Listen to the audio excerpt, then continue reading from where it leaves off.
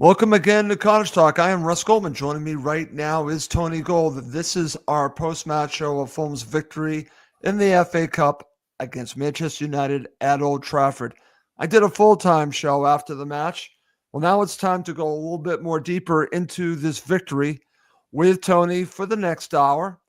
I do want to mention, as always, please do subscribe on YouTube to our YouTube channel. We're live on several platforms, but I'm really trying to build up the YouTube channel. So please do subscribe and like this episode. That would be great. And on top of it, if you're interested, please do check out the Cottage Talk Patreon page as well. Okay, Tony, let's get to it. Give me your opening thoughts on Fulham moving ahead in the FA Cup. We're going to talk about the performance, which wasn't the greatest, but you and I have talked about this. It's about just moving on in the cup. And now what can Fulham do from this point on? But just give me your opening thoughts on yesterday. Yeah, look, it's FA Cup, fifth round. Ultimately, it's about getting the result. When you break it all down, it's about getting the result and getting it in the best way or the best, easiest way that you possibly can. As we know, Fulham don't make it easy. Nope. It wasn't the greatest performance by any stretch of the imagination. It wasn't even close to being an okay performance. But the bottom line is that Fulham hung in and, dragged it to penalties and, did what they had to do in the shootout. So, as you say, it's about getting the result. We got the result. We move on. And we're in the quarterfinals with a really, really great opportunity of getting to a semi-final at Wembley. It's not going to be easy. But if you're looking at, all the teams that were left in the draw, other than Preston, you would have taken Crystal Palace at home all day long. So Absolutely. It's a great draw for us. The Cottage will be rocking. Let's hope the owners get it right, get the ticket sales right, get the right people involved, and that we get a cracking atmosphere at the Cottage for that game. And, we owe Crystal Palace, Russ. It's another team that we owe big time. So I'll bring it on. Bring it on. I'm looking forward to it. And it's a great, great opportunity for us now. Great. Totally agree, Tony. I'm going to share this comment from Gary Cooper. He says, if we play like that again, we won't be going any further. I understand that. Totally understand that, Gary, but let's hope we don't see that again. But this goes back to us talking about the opponent. We'll talk about this briefly, and then we'll move on to talking about the game. And I also want to talk about something else in regards to coming out of this match. But let's talk about Crystal Palace. And what's interesting, I actually watched a show about Crystal Palace, and the comments I kept seeing, they were thrilled that they were playing Fulham. And my first reaction was, be careful what you wish for, because yes, you were the better team at Craven Cottage, but we were the better team at Selhurst Park by far. So now it's third time playing each other. And yes, like I said, Fulham were terrible in that match, but I have a feeling that Marco will work out exactly what went wrong and fix it. And it won't be like that when we play them in the FA Cup, Tony. I truly believe that. Because the one thing that I will say about Silva is that they do correct the wrongs. And I'm pretty confident that Fulham will be well prepared to play Crystal Palace in the FA Cup. Yeah, 100%. We didn't show up against Crystal Palace. That's the bottom line. We just did not perform. We didn't show up. We won't play that badly again. And Crystal Palace, won't play that well again, I don't think. So look, it won't be easy, but it will be a very different game to the one that we saw at Craven Cottage a couple of weeks ago. And look, at the end of the day, Fulham know how important this game is. Marco Silva knows how important this game is. Everything Palace will go into this game. Yeah, absolutely. Crystal Palace have come into a bit of form, which, actually I think works in Fulham's favour, because they play better against the team that's at it and that wants it, and the players are going to be up for it, Russ. They know what's at stake here. They know what's at stake, and to give the fans that day out at Wembley in a semi-final, and then potentially another final, the players will give everything. I believe they will give everything. So yeah, it's very exciting. It is, my friend. I want to share this from Paul. He says, we'll kick Crystal Palace all over the pitch. We shall see about that. So very interesting stuff. I want to go back, share my thoughts one more time, my opening thoughts, because I let you go first. I obviously did the full-time show. The one thing that I look back at this match, I look back at the 2 other times we played Manchester United this season, Tony. They've been horrible matches. The 3 of them, they've been just horrific. So I think part of it, for whatever reason, this is going to sound strange, I think Fulham played down to their competition. I think for whatever reason, it's not that they weren't up for it. It's just that for whatever reason, they were not aggressive enough against this team. Again, it was more of a chess match like the one at Craven Cottage. I'm still mystified of these 3 matches and how bad these matches were to watch, Tony. I think this was the worst out of the 3, is the honest truth. This is terrible. I thought United were diabolical, and we weren't much better, is the honest truth. No. Our possessions, our turnover, our passing, our distribution, all round, players' first touch, players miscontrolling the ball, players. It was as bad as I've seen, Russ. It really was. And, was it the occasion? Was it players that were nervous? I look, at the end of the day, as I said, the FA Cup is a knockout competition, right? I'm not too bothered about performance. I'm worried about getting the result, getting through. And let me tell you, the next game is, if we get into that semi-final, I couldn't care less about the performance. All I care about is the result. Get the result. Right. No one remembers semi-finals. No one remembers performances. They just want to get to that final. And if that means that Fulham play as badly again as they did yesterday, but get the result, so be it. Agreed, my friend. Agreed. This is from Billy C. He says, I booked my flights down for Glasgow and hotel today for the final, where we've got as good a chance as anyone else getting to the final. I would agree with that. You brought up who's left, right? Obviously, 100%. Man City is still there, but yeah, of course, and it's written in the stars, Russ, that all going right? Well. We draw them in the semi-final if we get there. It's written in the stars. It's obvious. Okay, well, one step at a time, but exactly. I agree with you, Tony. We're going to talk about the performance and the match that we watched, and like I said, it wasn't the greatest, but they survived and moved on. That's the bottom line, and will be the same all the way through. If they get to a final and they win, I don't care how bad the matches are. If they win, do we really care in the end?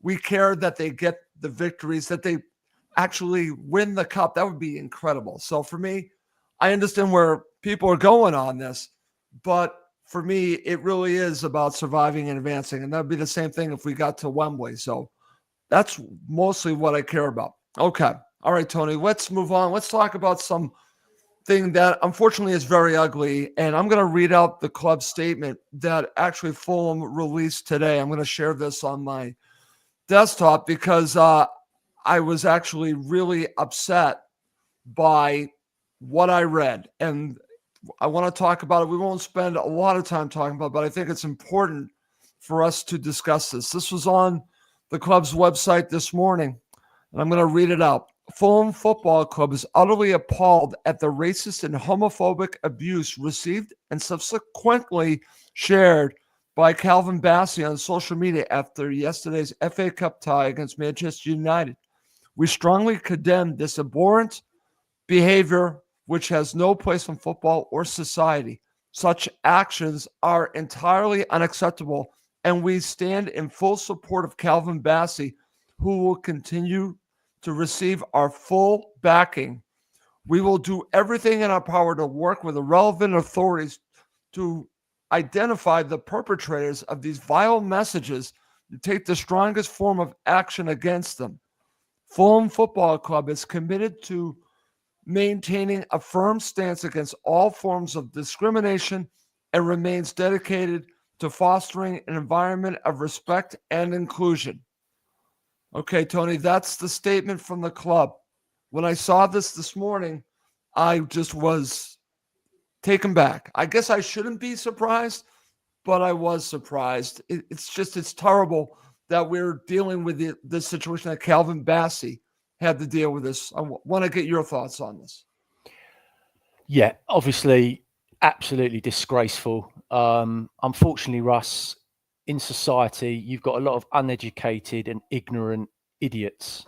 That's basically the bottom line. I don't want to swear because I don't want to bring the show down and drop to these scumbags level. But ultimately, they're just idiots, Russ. They're individuals, and unfortunately, they hide behind words. It's easy to hide behind words, and these people are cowards. They're just ignorant cowards. And you know what? I hope they get found, and I hope they get dealt with in the strongest terms of the law, and they get rid of them and they ban them and whatever. How much longer are we going to have to put up with this nonsense? We've been fighting Semitism, racism. We've been fighting against it. Players have been taking a knee for years. Harsher penalties need to come in to finally get on top of this and eradicate it from the game. I feel for Calvin. He's got strong people around him. He's got a good family around him. I'm sure they'll support him. And you know what? At the end of the day, they're just words, Russ. But they're hurtful words, and they're things that shouldn't. Players, society, people in general shouldn't have to put up with it and shouldn't have to listen to it. And as I say, I hope they find them, they get dealt with, and we can all move on from it. Unfortunately, we can't eradicate it because these people are just, as I said, ignorant idiots, uneducated, and it's society, it's the world we live in, and it's shocking. We shouldn't have to listen to it. We shouldn't have to put up with it. Players shouldn't have to listen to it and put up with it. But we are where we are. Yeah, it's so disgusting, disappointing. Everything that you just said, Tony. It's cowards is the best word that I can think of. Someone that would actually do this to try to get at someone. I don't care who it is. Calvin Bassey is someone with such a great attitude for Fulham Football Club. It could have been any player or any person. It doesn't matter. But when I saw that it was him, it even bothered me to another level because this is someone that always plays with a smile, plays for the club. And for him to deal with this is just, like I said, just disgusting. And something needs to be done about it. It does. Something just needs to be done. This is just ridiculous. Like I said, we've seen all these campaigns, and I'm all for all these campaigns, but I think there needs to be stronger action. Russ, and I the hope responsibility the club really lies. do The responsibility lies with the social media companies, right? That allow these people to go on there and spout this nonsense, right? And the social media companies need to do more. They have to do more. And whether that's, changing platforms, doing something, they have to. You're never going to stop it entirely because, like I said, you can't stop ignorant people. You just can't. Unfortunately, it's the way of the world. It's where we're at, and it's a terrible, part of our society. But ultimately, you're right. It needs to be dealt with. People need to do more, and these companies need to take more responsibility. Totally agree, Tony. And I know maybe some will say, well, this is free speech. No, this is not free speech. This is hate speech. And hate speech should not be allowed on social media. It should not be allowed anywhere. It's hate speech. It's a very big difference for what Calvin Bassey is dealing with. This is not free speech. This is complete and utter hate speech, and it's disgusting. And so I hope something's been done, but I'm glad that you brought up the social media companies, but it's a society issue overall. But I feel for Calvin. I feel for the club. I feel for everyone that ever has to deal with any kind of form of hate. It's not welcome anywhere, Tony. I think it's not. And how sad is it that we're having to talk about it, Russ? How sad is it that we're having to talk about it after a game of football? And that's all it is. It's a game of football. 22 men on. They're mad at him because he scored a goal. Kicking a ball around a football pitch, and people have to take things to an extreme level of it's crazy. It's madness. It's absolute madness. Yes, totally agree, Tony. And I don't want to give those people any other time because they don't deserve any more time. But I wanted us to talk about it. I think it's important. And I'm glad that we just did that, but I'm just utterly disgusted by it. Yep. But let's move on with the show, my friend. And let's go to my section I call the good, the bad, and who won the coaching battle. So let's start with the good. Obviously, We could start with the penalties. Let's start here. I'll get us going. Can I just tell you how well Fulham took their penalties compared to Manchester United? Lindelof looked like a scared little kid going up there. And same thing with Xerxes. All of our players looked extremely confident. Let's talk about the penalties. I think that's a good way to get us off in the good category.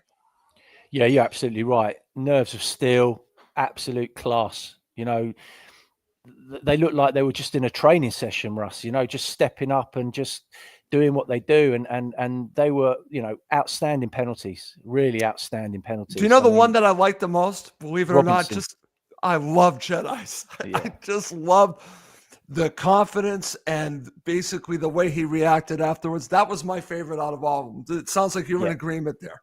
100%. Listen, let me tell you, Sasha Lukic was no gimme either. I mean, that was that's a player playing with utter confidence. I mean, no keeper in the world is stopping that. Yeah, no, very good stuff there, my friend. And what did you make? Do you feel that Manchester United, especially Xerxes and Lindelof, they really felt the pressure? Look, it's never easy. I mean, you know, you're in a pressure cooker situation. The players know what's at stake, and you know it's tough for players. You've got to have nerves of steel, and you know Gary's right there. By the way, it was an unbelievable penalty. But look, at the end of the day, it takes guts to go up and take it. And unfortunately, in penalty shootout, someone has to miss, or someone's penalty gets saved. It's just the way of the, you know, penalties, and thankfully, it wasn't us that bottled it. You know. Okay, I just went. Who else or other situation do you want to put in the good category? Well, I have to talk about Sasha Lukic's performance. Okay. I mean, his performance yesterday, Russ, was outstanding, and you know, I cannot believe. I mean, Alan Shearer is, I've got a lot of respect for him because he's played the game at the highest level and whatever. But for him to pick Fernandes as man of the match, it just beggars belief. I don't know what he's got. I just don't know what he was watching. I honestly don't know what he was watching. Sasha Lukic was head and shoulders the best player on that football pitch yesterday by a country mile. Okay, very good. How about Berger? I would put him right there as well. He was also outstanding, absolutely outstanding. But you know, you've got to remember what these players are doing off the ball, you know, and the shape and the way that they're getting around the pitch and they're breaking up play and what they're doing from a defensive point of view when they're not in possession of the ball. It's unbelievable, unbelievable. Okay, so let's also add. I think it's fair to add Calvin Bassey to the good category. Your thoughts? Listen, he's again very consistent, starting to add goals to his game now as well. Was in the right place at the right time for that corner, and you know, great header and a great goal.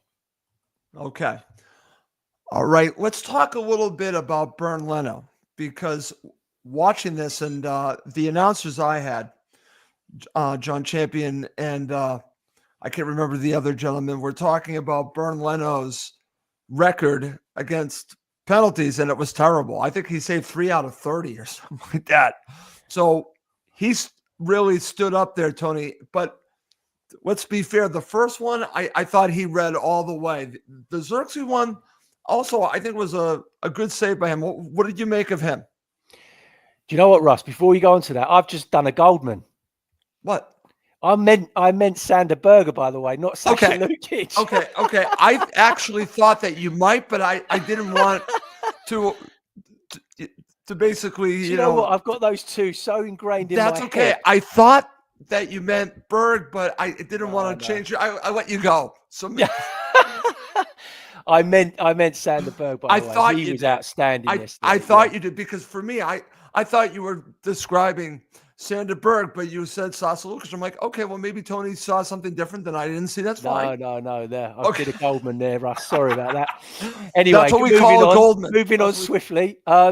Yeah, no, listen, Bernd Leno's been outstanding. You know what I've thought about Leno all season, Russ. And yesterday, he made a really good save towards the end, really important save.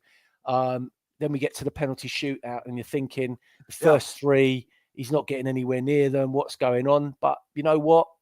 Fair play to him. He read it, and he got into their heads, and he did what he had to do. And you need your goalkeeper to stand up in those moments, because that's what wins you penalty shootouts in the end, ultimately.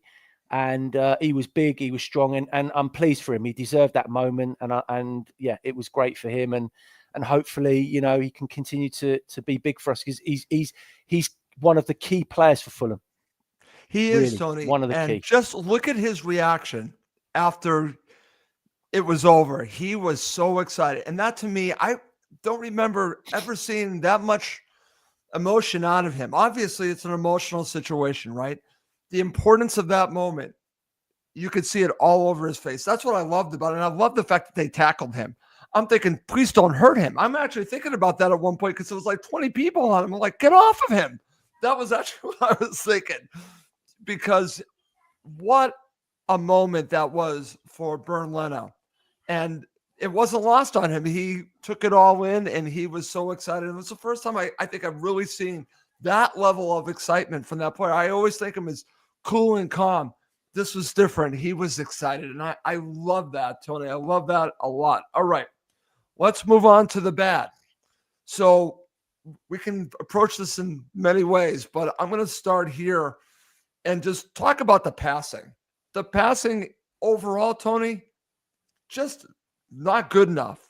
So many bad passes, especially in that first half. I was shocked by it. I was thinking maybe, just maybe, they were too amped up for this, because their passing was all over the place. I want to start there when we talk about the bad. Yeah, I mean, it was a really, I thought, below average performance first half. We were really struggling to get any, rhythm going. Players seemed off it. It wasn't working with Muniz up front. No, it just wasn't. And Traore's touch was poor. In good areas. Iwobi was running the ball out. He was all over the place. I don't know. Yeah, we just weren't at it, Russ. And that's a very dangerous place to be, especially away from home at Old Trafford against Man U, when you've had 2 games against them already this season, and they've nicked the wins off us. And you're thinking, this is going to go one way again. But look, Silva needs to address why that's happening. exactly. And it's happening a little bit too often for my liking. And we saw it against Palace. They recovered a little bit after that. But we cannot afford to be that poor again, because it will come back and bite us. I totally agree, Tony. And when I look at the play and just watch the passing, I mean, Fulham obviously had more possession. I believe it was 60% possession, but I'll argue all over the top place that it's not about the possession, it's about what you do with it. And if you're not able to open a team up, there's really no use for it. I mean, listen, Wolves could make the same argument against us just recently. They had all this possession. What the hell did they do with it? So now the shoe's on the other foot, and Fulham are struggling to break down Manchester United. But the one thing that I will say, just think about this. We are at Old Trafford, Fulham, and they're the ones that are playing on the front foot. They're the ones that are trying to dictate the play. That is actually a little bit of good, even though it didn't come off. Fulham were attempting to dictate the play. They just were not getting anywhere. There was nothing in the final third. And that was the problem. They would get themselves in decent areas, bad passes. The crosses were just at times horrible. I'm going to bring up Traore. Traore got himself into some good situations, and then his cross would go right to the goalkeeper. And it seemed like it was happening over and over again. So that's what told me, is that it was just off. Everything was a little bit off, Tony. And I also want to talk about Traore in the bad category in a little bit different way, because Traore went off injured. And I believe Marco said after the match that it's his ankle. That actually, to me, was a little better than what I thought it was when I looked at it. I was concerned that it might be his knee, because I saw him pointing at that area, Tony. I was like, oh, please don't be his knee. Ankle is something that you could still recover from. What was going through your mind when you saw the whole situation with Traore? Because I got a feeling, and someone said this to me, he didn't want to come off, but it got to the point where it was actually better that he went down. Yeah, it's unfortunately because I think the way he's built, Russ, he's quite top heavy, big thighs, big legs, the way he just moved. I think he's obviously jarred something. Hopefully it's nothing majorly serious, because it would just be our luck where, you're getting a fit, strong Traore coming back. Okay, we know he hasn't been the most consistent player week in and week out, but we're getting a little bit of a tune out of him, or Silva's getting a little bit of a tune out of him, and I think he's become quite pivotal to us actually, and we can't afford to lose him for a long period, that's for sure. So hopefully it was just like an impact thing, and he's got a bit of a rest now, which is good. Right. So hopefully he can recover and come back and be okay. Let's hope it's nothing serious. That was my first thought when I saw that whole scenario. I was just saying, please go down, because you're not helping yourself. You're not helping the team. Just go down. And eventually he did go down, and I'm glad that he did. Gary Cooper says, I have to share this. It's funny. Stevie Wonder would have passed better than Adama last night. That's pretty funny, Gary. Okay. So let's end with the good, the bad, and who won the coaching battle with one more bad. And I'm going to just say this. Manchester United, bad, Tony. Bad all the way around. That is one bad side right now. I don't think there's anything positive, except if you want to say Bruno Fernandes because he scored a good goal. But beyond that, what do they have to offer? That is one terrible team, Tony. He has got a huge job on his hands, Russ. Ruben Amorim, yes, he does. Amorim has got a huge job on his hands. Summer probably can't come quick enough for him. I still can't understand that Garnacho does not get in that side. I don't understand how he doesn't start him. I honestly don't. He was dangerous when he came on. He's always dangerous. He's a good player, Russ. He's a really good player. And I'd love to have him at Fulham, I tell you. I would absolutely love to have him at Fulham. But I just don't understand it. And like you say, Fernandes at the moment is their standout player. And the way I look at it is over the decades of Man United team, Fernandes wouldn't even get on the bench in some of those sides. Yeah, so that tells you where Manchester United are. The level's gone down. Exactly. So look, at the end of the day, they've been a mess for a good 5-6 years, is the honest truth. And ultimately couldn't care less about them. It's all about us now moving forward. And you know what? We are a better side than them. It's as simple as that. We are. I said this before the match. We've got a better manager. We're a better club, and ultimately, the league positions don't lie, and that tells you everything you need to know. The table doesn't lie, Tony. Yes, they beat Fulham twice. Give them that, but they're not the better team. There's no question about that. All right, let's go to who won the coaching battle. I think it's pretty obvious that Marco won it, but I'm going to bring up this when we talk about the coaching battle. The insistence of Amorim to play this formation, Tony, not having the players to play it.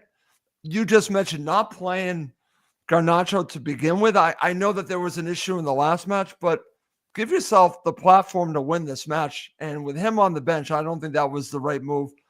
And the decisions that they had on who took penalties, I don't know if he made the right decisions there. So a lot of interesting things, because I think Marco made a lot of good calls. The one that I questioned, Tony, and we're going to talk about the starting 11.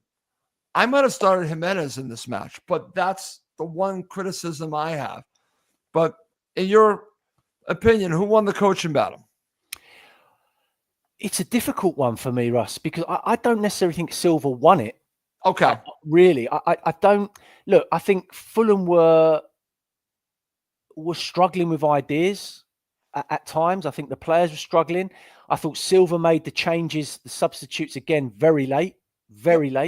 I mean, he's brought on Smith Rowe for Traore because obviously Traore got injured. But that was the only sub he made, Russ, up until the 90th minute. And I felt he could have made a few changes a lot earlier. Point. That's a good point. And I don't know what he was waiting for. I don't know what he was nervous about, or, it was clear that Iwobi had run his race, at 60 sort of 2 minutes. So get William on, man, give him a go. So ultimately with penalties, for me, it's about players that fancy it, right? It's about players that step up, that feel that feeling good, that feel that they can take it. And I can only assume that those players that took it for Man U wanted to take it, felt confident, just like the Fulham players did. And as I say, unfortunately, sometimes players miss and they don't take it right. But ultimately, Fulham won the game. So Silva has to get the nod on the coaching battle because he's won the game. Okay, very good there, Tony. I want to talk about one player before we go talk about the starting 11 and the decisions that Silva made. He brought on this player, I think, in the second half of extra time. And I'm thinking maybe he should have brought him on sooner. You mentioned Willian. I'm going to mention Ryan Sessegnon, okay? I think it's about time Ryan Sessegnon got a longer run out because every time I've seen him lately, Tony, he is aggressive. He is confident. There's a lot going on with that player right now. And I think we've only scratched the surface to getting him back to, I'm not saying where he once was back in 2018, but he's gone beyond where he was at the beginning of the season. He's raised his game. I think there's a lot to be gotten from that player right now. I want to get your thoughts on Sessegnon. I know it's only a cameo appearance at the end, but he had a nice shot on target. Look, I think Silva should be using him a lot more now, Russ. I think he's got himself fit again. I think the sharpness will come with the more games that he plays, and I think he's looking as sharp and as fit as I've seen him in a long time. I think he can definitely come on that left-hand side and give Iwobi a bit more of a rest, a bit more of a breather. And you've got nothing to lose, but he gives us a bit more balance as well because he is naturally left-footed. So only why not use him? 24 years old. Only exactly. 24. We haven't even. He's not even at the peak of his career yet. Gary's absolutely right. He's 24. I'm telling you, there's something still there. And I believe that Silva needs to show a bit more belief and a bit more bravery in Sessegnon and give him a bit more of a chunk of games to play, because I think we're going to need him, Russ. I really do. I think we're getting to that stage where we really do need all players on deck. I totally agree with that, Tony. And I think what you just brought up, giving Iwobi a rest, I'm all for that. Let Sessegnon play. He certainly played well against Wolves. Why couldn't you start him and do some kind of rotation as we get to these matches coming up? Listen, there's some massive matches for Fulham. Sessegnon should be playing, I think, a larger role than he is right now. More than a cameo. If you want to say coming off the bench for the final 30, so be it. But I might start him in certain matches. I don't think he hurts you at all. In fact, I think he's ready to really help you. I just wanted to go there. We're talking about I would definitely start him against Brighton, 100%. Why not? I see. That's what I would do. Why not start him against Brighton Hove Albion? You got a player that has a massive amount of experience. The only reason he's in the situation that he is, two reasons: injuries and a crap Tottenham Hotspur team. That's the reason why they ruined him. Well, now he has a chance to get back to the player that we once knew. I think it's still there. I think this could end up being the bargain of the century for Fulham, bringing this kid back. We'll see if I get proven right, but I can see that ability is still there, Tony. And that nose for goal is still there. It's literally still there. That was his strength. We used to talk about Sessegnon, that maybe he didn't have enough pace and he never went to the byline and all of that. That has changed since he went to Tottenham. He has a lot more experience, but that nose for the goal, I'm telling you, he still has it. There's no question about that. Okay, let's end this part of the show with the starting 11. As I mentioned, I would have started Jimenez. Yeah, absolutely. I just look. I can understand why Silva has gone with Muniz, because his performance against Wolves was very good, excellent. In fact, he was our man of the match, or my man of the match, for that game. So I can understand why he's gone for him. The bottom line is, it just didn't work. It just didn't work against that defense. Man U looked comfortable. He wasn't as bright and lively as he was against Wolves. He wasn't getting into those areas. Listen, his hold-up play was okay, but that's the minimum you expect from your number 9 centre forward playing in that area. I don't think we used him as well as we could have done, and I think the wide players didn't help him, is the honest truth, by not getting that delivery in the right areas for him to go and attack the ball and to be, the presence that he can. And obviously, Raul does give you something different. He does. He's just his movement's different. So yeah, look, other than that, I knew I'd sort of guessed that Pereira would start instead of Smith Rowe, kind of guessed that, and the rest of the team took care of itself, to be perfectly honest. So there was no other surprises there. Okay, very good, Tony. All right, before we move on and break down this match, I've got an interesting topic for us. Again, we're jumping ahead with this topic, okay? But I wanted to bring it to you. This is from Colm. He says, do we think Reed comes in for Lukic, or will Marco go back to Pereira? Now, this is a great question as we look ahead to Brighton Hove Albion. I know we're changing gears a little bit.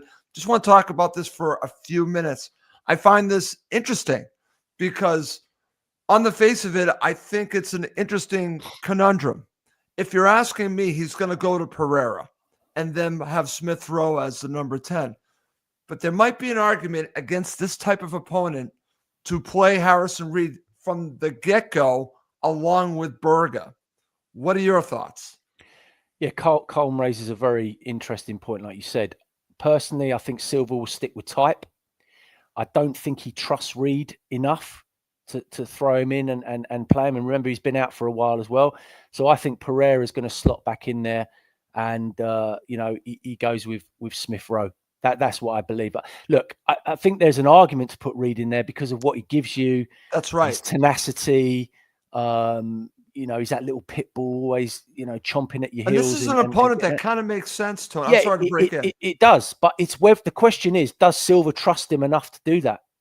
That's the bottom line, and I don't think we've seen that this season from him. I think he's been very clear about players that he wants playing in certain positions, and also who's going to complement Sander Berge the best, in that area. So I think that there's a few things that Silva will weigh up, and obviously he'll decide, given how Brighton play and the players that can affect us from a defensive point of view, he will go with what he feels is right.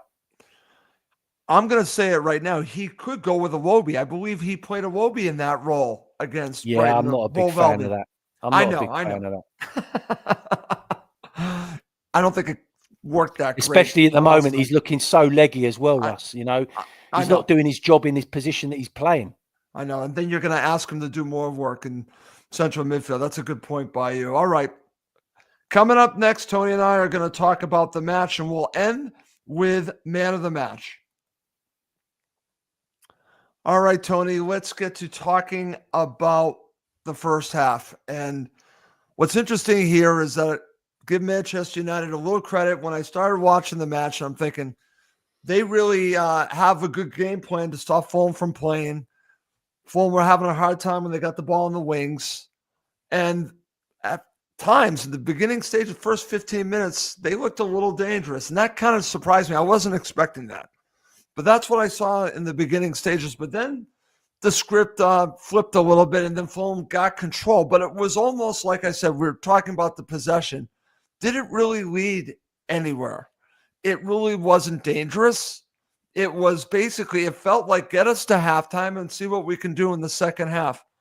Well, that's going to lead us to talk about Calvin Bassey's goal in stoppage time at the end of the first half, Tony. I want to give you the honors of describing this because this was great. Muniz, great header, sets up, obviously, Bassey for another great header. And it was a very good corner there. So your thoughts? Yeah, it's nice to see us utilising set pieces for a change, and also at crucial moments. That was a crucial moment to score because actually what it's done is it took the essence off a really poor half from Fulham. And you're going in rejuvenated and happy based on the fact that, okay, we didn't play particularly well, but we're winning 1-0. And now the emphasis is on Manchester United. They've got to come out. They've got to play. And I thought that might play into Fulham's hands a little bit. Obviously, we'll talk about, the second half. But look, ultimately, Silva would have been delighted to go 1-up at halftime, seeing how badly we had played in that first half. Okay, let me ask you this. Before we talk about the second half, were you thinking of any changes needed at this point? I doubted highly he was going to do anything, but did you think anything needed to change at halftime? Were you thinking when you were watching? I was genuinely thinking that I'd give it 10 minutes into the second half and then I'd get Raul on. Okay. I really did. I thought that was the only change. Actually, I did think as well, Pereira I thought needed to come off as well. I don't think he did enough in that first half. There was a lot. You see, that pivotal role there is so crucial.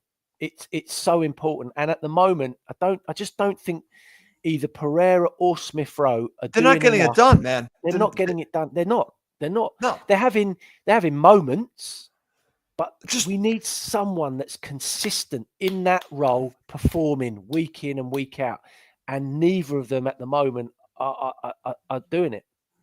I totally agree, Tony. And listen, you and I have said this so many times on Cottage Talk, how we want to be patient with Smith Rowe, but we can only call it like we're seeing it. He's just not consistent. And then if you put Pereira in that, who's naturally better in that role, he's not consistent enough. And I think that kind of holds us back a little bit. I'm glad that you said that, because that is such a pivotal role in the system of Silva. And I think that's why he got Smith Rowe in the first place. He wanted him to run the show. We need this kid to run the show.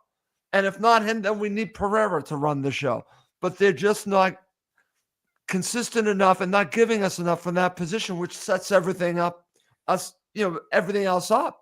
The problem is if those three are offline, so yesterday, obviously Pereira, Iwobi, and Traore, they weren't good enough. And then if you're playing as that 9, like Muniz was or Raul is playing, if they're not getting the delivery, the whole thing breaks down. We don't have that quality or outlet. And I think that was the big problem yesterday.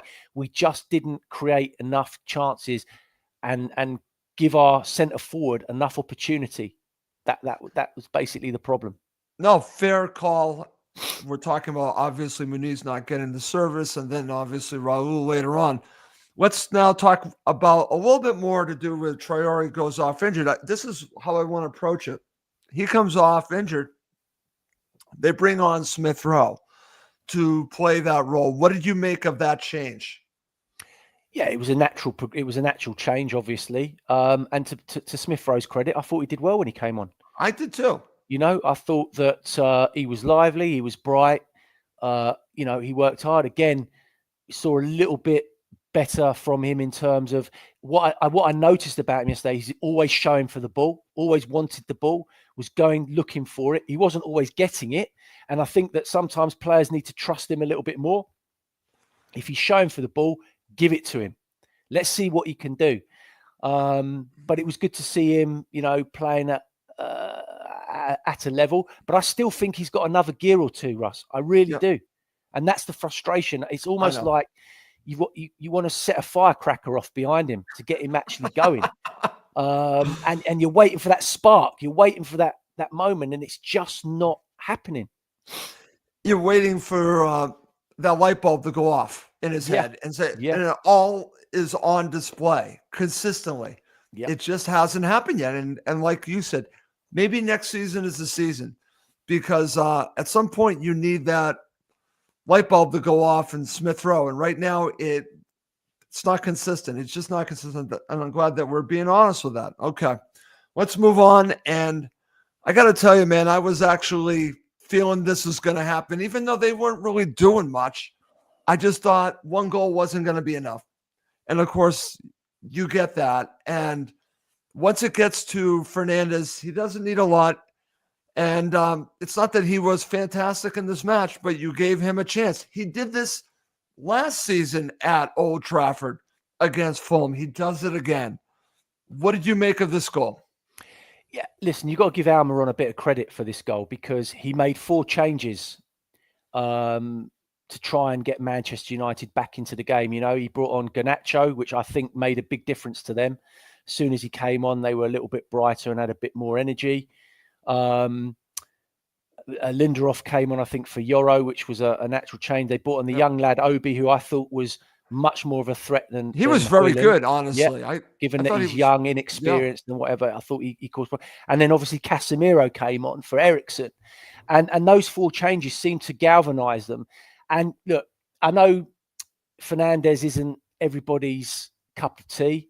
I think he's a good player, Russ, and I think he's the player that Fulham need in their team, believe it or not.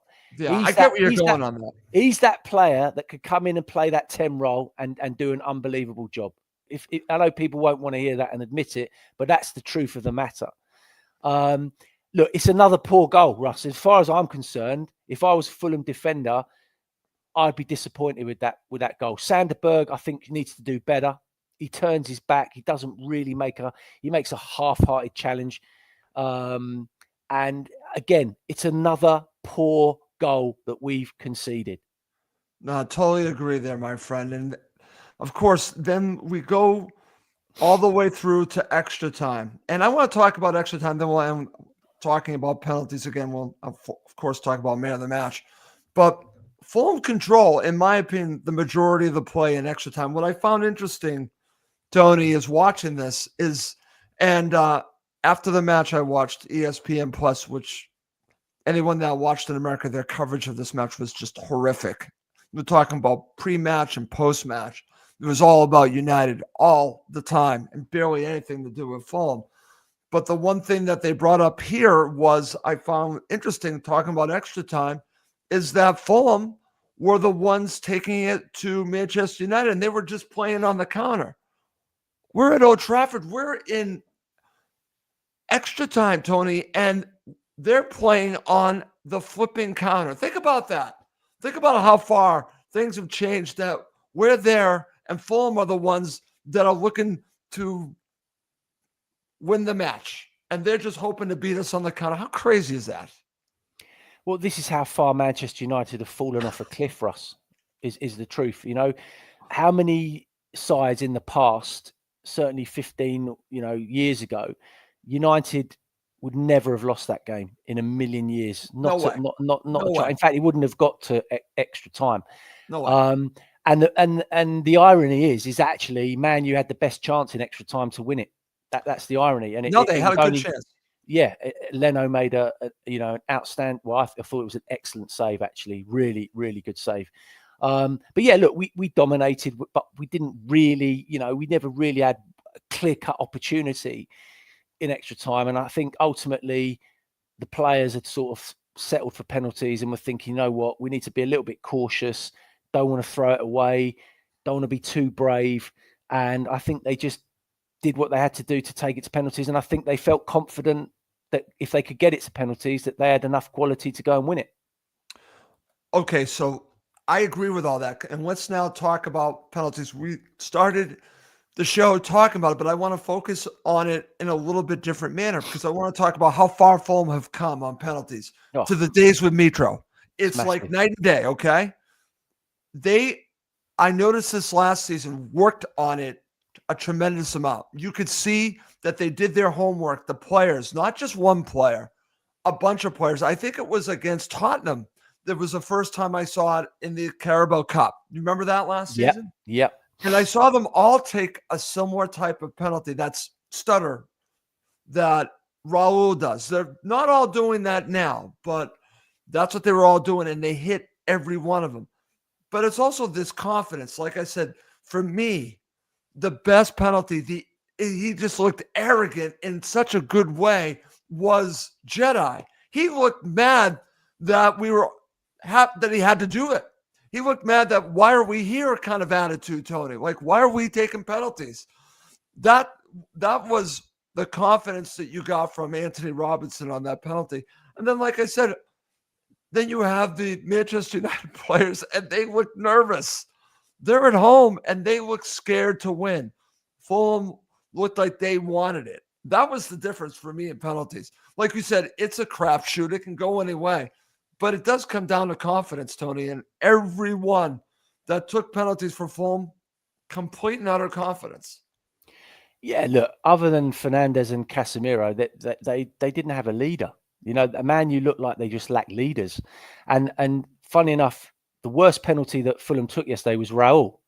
You know, his was actually the worst out of the four. Yeah. Sander Berg's penalty was unbelievable.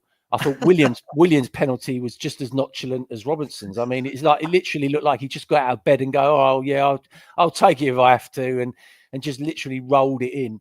No, listen, it's great that the players have got that confidence and are so, you know, because it takes the pressure, because you're thinking they're not going to miss, and that's where you want to be in a penalty shootout. And then, as I said, you know, Leno stepped up and did what you want your goalkeepers doing a shootout, and he saved 2 penalties, and that's why Fulham are now in a quarterfinal, and we're there. Right. And going back to Leno, and I watched the replay of this and from behind, and you could just see he was watching carefully Lindelof, like his body language. He knew exactly which way he was going. Xerxes might be a little bit different. Maybe there was a little guessing going on. Guessing with Lindelof, he had a read on it, and kudos to Leno, because that to me was tremendous. I do want to share this comment because we're talking about the penalties, but just in general, I think Kamal brings up a great point. Psychology. I'm wondering if Marco has introduced sports psychology. There was a real attitude and conviction. They had steel at Old Trafford, the theater of dreams.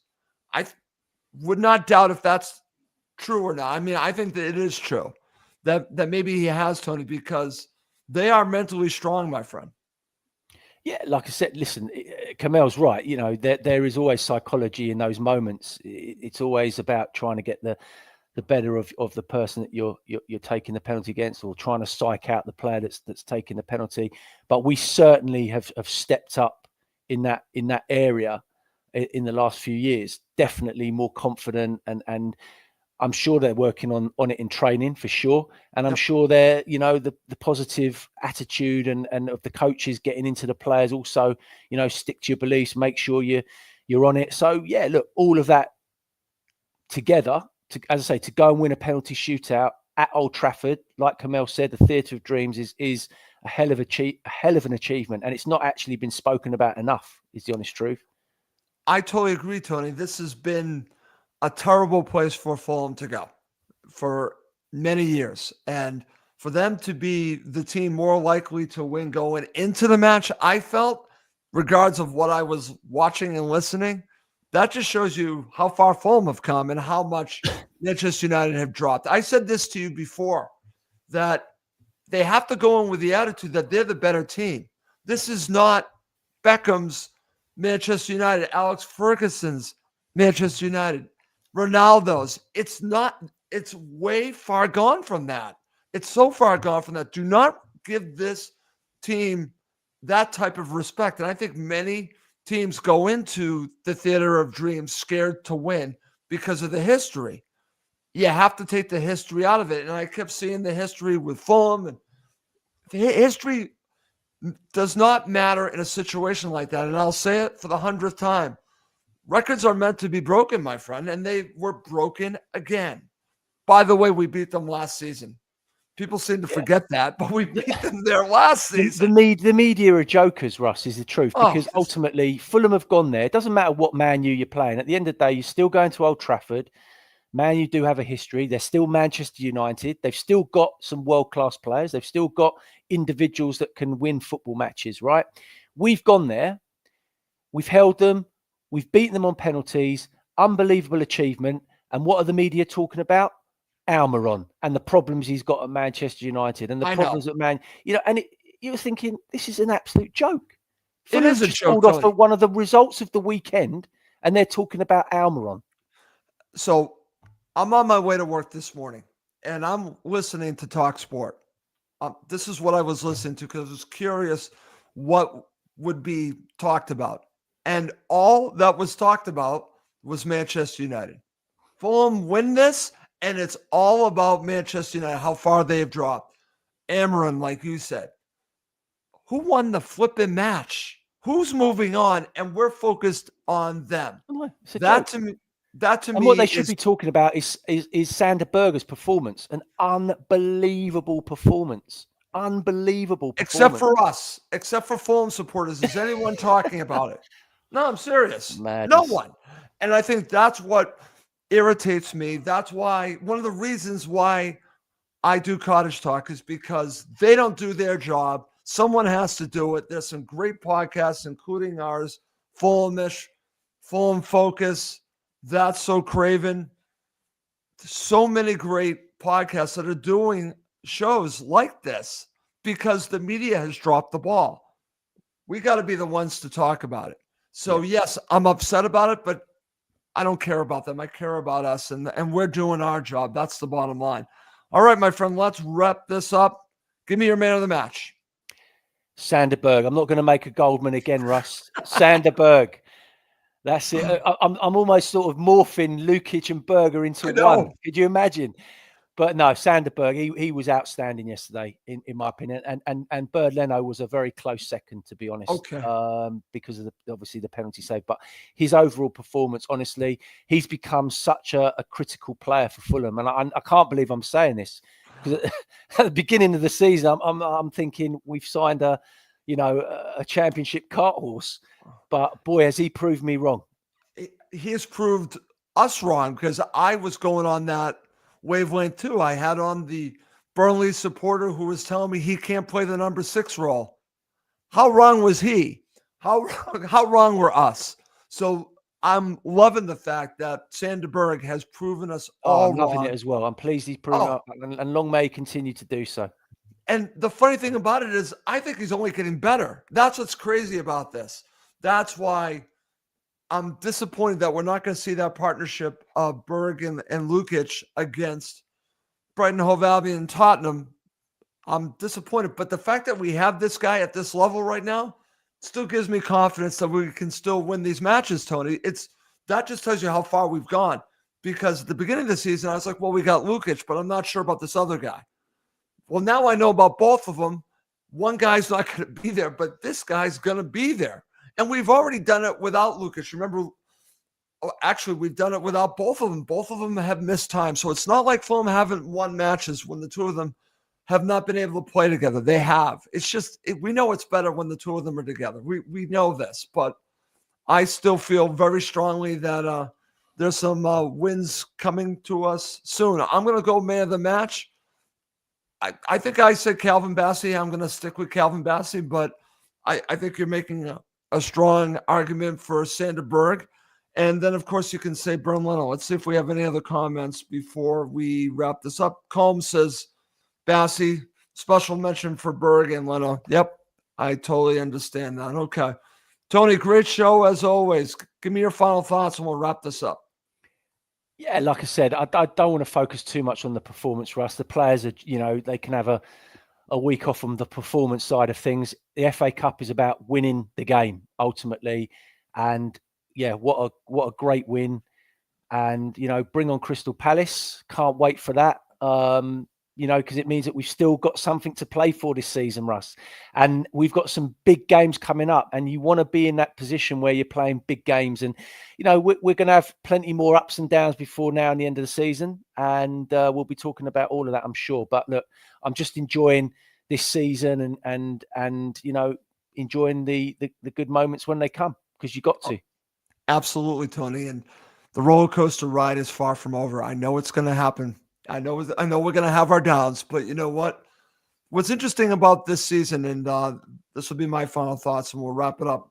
This basically just tells me, and I've said I'm going to be doing a show soon when I want to compare the last 3 seasons. I want to see where this one ranks, even though it's still going on, because we've had these ups and down moments, but we've had these signature victories that I think might go above and beyond the last 2 seasons, Tony. We're talking Manchester United in the FA Cup, beating Chelsea at Stamford Bridge. I don't know, Tony, beating both Newcastle United twice, beating Nottingham Forest twice. There are a ton of these signature wins. And how about these signature draws against Arsenal, against even Tottenham, and then, of course, against Liverpool? This season has been, I think, a little bit different on a different level, but I'm going to do a show about that and we can debate it. But I just think that there's even more to come with this. And that's what's even fascinating. I think there's more stories in this season, and that's what fascinates me. But I'm under no delusion. I know that Fulham will have a down because there's no way that they're going to win out. So there are going to be downs. The thing about it is, I think there are going to be more ups and downs, and I think Fulham are going to break some records by the end of the season. That is my final thought. Anyways, I'm going to wrap up this show. He's Tony Gold. I'm Russ Goldman. Thank you as always for watching and listening to Cottage Talk, part of the TalkSport Fan Network.